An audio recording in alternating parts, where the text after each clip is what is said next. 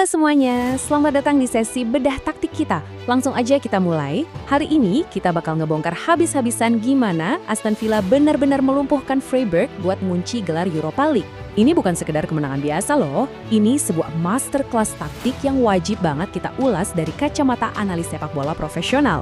Kita bakal pelajari bareng-bareng gimana rencana brilian ini dieksekusi dengan super mulus di partai final. 30, yap, ini bukan sekedar angka biasa. Buat fans Aston Villa, ini melambangkan beban emosional yang luar biasa berat. Coba bayangin, penantian panjang yang super menguras tenaga selama 30 tahun buat dapetin trofi utama, akhirnya pecah juga. Emosi yang meledak di Istanbul malam itu adalah akumulasi dari rasa frustrasi puluhan tahun yang akhirnya berubah jadi kebanggaan mutlak. Oke, untuk ulasan kali ini kita punya 4 poin utama. Pertama, kita bahas akhir penantian 30 tahun. Terus, dominasi total atas Freiburg. Ketiga, efektivitas serangan Aston Villa. Dan terakhir, masterclass dari sang Raja Eropa. Langsung aja kita masuk ke bagian pertama, akhir penantian 30 tahun. Kita lihat dulu gimana konteks sejarahnya. Kita harus paham nih, seberapa besar tekanan mental skuad Aston Villa waktu mereka nginjek rumput stadion malam itu. Tahun 1982 itu sakral banget buat publik Villa Park. Kenapa? Karena sebelum malam magis di Istanbul kemarin, terakhir kali mereka ngerasain kejayaan di Eropa itu ya tahun 1982, waktu mereka secara mengejutkan ngalahin raksasa Bayern Munich buat juara European Cup. Jadi, para pemain ini turun ke lapangan bukan cuma buat sekedar nyari piala, tapi buat nyambungin lagi benang merah sejarah emas klub yang udah tertidur lebih dari 4 dekade. Merinding kan? Masuk ke bagian kedua, dominasi total atas Freiburg, sebuah eksekusi pembantaian taktik.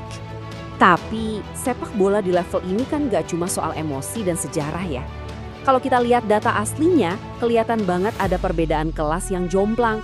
Aston Villa itu dominan abis. Mereka ngelepasin 17 tembakan, sementara Freiburg cuma 4. Dan yang paling gila dari kacamata analis taktik adalah metrik expected goals atau XG-nya. Villa nyatet angka 2,08, sementara Freiburg cuma 0,22. Di level final kompetisi Eropa, perbedaan sejauh ini tuh bener-bener anomali dan jadi bukti murni dominasi sistem di atas lapangan. Buat kamu yang mungkin belum terlalu familiar sama statistik modern, expected goals atau XG itu gampangnya gini. Ini adalah metrik prediktif buat nilai seberapa bagus kualitas peluang sebuah tim dan seberapa besar kemungkinan peluang itu jadi gol. Nah, angka XG Freiburg yang nyungsep di 0,22 tadi itu ngebuktiin banget kalau struktur pertahanan Aston Villa sukses total mengisolasi serangan lawan. Di sisi lain, sistem menyerang Villa dengan gampang ngebongkar pertahanan lawan dan nyiptain peluang-peluang emas. Sekarang kita lanjut ke bagian ketiga, efektivitas serangan Aston Villa. Gimana eksekusi krusial mereka berjalan mulus? Terus, pertanyaannya, gimana peluang-peluang emas tadi bisa diterjemahin jadi gol? Disinilah letak bedanya tim yang cuma bisa mendominasi sama tim yang punya insting pembunuh sejati. Kuncinya ada di menit ke-41. Villa mecah kebuntuan lewat skema sepak pojok pendek yang pinter banget dari sang pelatih. Morgan Rogers ngirim umpan silang matang ke sisi jauh dan Yuri Tielemans eksekusi bola itu pakai tendangan voli yang cantik abis. Skema kayak gini tuh ciri khas banget dari tim yang dilatih dengan detail tingkat dewa. Abis itu, pas banget sebelum turun minum, Emiliano Buendia ngelepasin tendangan melengkung spektakuler dari asis John McKean. Dan di menit ke-58, penyelesaian cerdik Rogers di tiang dekat bener-bener matiin harapan Freiburg. 3 gol dari 3 skema yang beda, mematikan banget. Kalau ngomongin kualitas, di sepertiga akhir lapangan, Morgan Rogers sama Emiliano Buendia nih nyatet rekor yang luar biasa loh. Mereka berdua sama-sama nyetak gol dan ngasih assist di partai final ini. Tahu nggak seberapa langkanya hal ini terjadi? Mereka ini duo pertama yang berhasil bikin gol sekaligus assist di final Europa League. Semenjak Eden Hazard dan Olivier Giroud ngelakuin hal yang sama buat Chelsea. Dan uniknya waktu itu Chelsea ngalahin Arsenal yang pelatihnya ya Unai Emery. Brilian banget kan? Ini ngebuktiin gimana pemain top bisa ngejalanin instruksi pelatih dengan super sempurna. Dan jujur aja, skor 3-0 itu sebenarnya masih nguntungin Freiburg loh. Villa itu sama sekali nggak pernah ngendurin gas. Bayangin aja, baru menit ketiga, Rogers udah maksa kiper Freiburg buat bikin penyelamatan krusial. Terus ada sundulan Amadou Onana yang kena tiang gawang, belum lagi tembakan jarak dekat Buendia yang tipis banget cuma nerpa jaring samping. Villa bener-bener haus ngejar gol keempat di saat Freiburg udah nggak bisa ngembangin permainan sama sekali. Kita masuk ke bagian terakhir kita, masterclass sang Raja Eropa. Waktunya kita bahas sang arsitek di balik layar. Mentalitas nggak kenal ampun di lapangan tadi kan nggak mungkin datang gitu aja ya. Semua itu berawal dari sang jenius di pinggir lapangan, Unai Emery. Coba deh denger ini.